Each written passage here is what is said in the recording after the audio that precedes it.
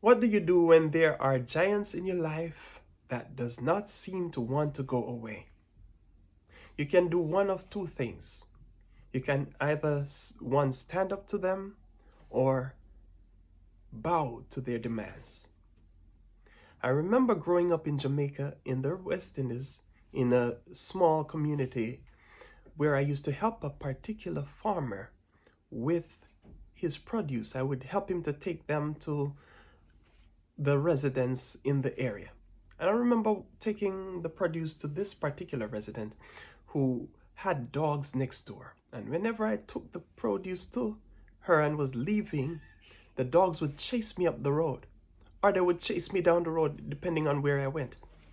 And every time I would pass that particular house, the dogs would just come out and start chasing me. I was about 14 at the time. And I remember delivering the produce this particular evening and was leaving, and the dogs started chasing me so hard that I could actually feel the mouth of one of the dogs touching the back of my right leg. I stopped, turned around, and shouted at the dogs for them to stop, and they stopped immediately. Ever since that day, I stopped being afraid of dogs, and I was never chased by any dogs whatsoever.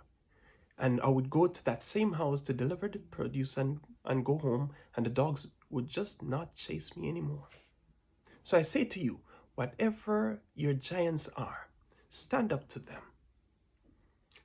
And when you stand up to the giants, they will stop bothering you. You can decide to stand up in your mind. That's where you start standing up against the challenges that you face. But you have to stand up, because if you don't stand up to them now, you will have to bow to them.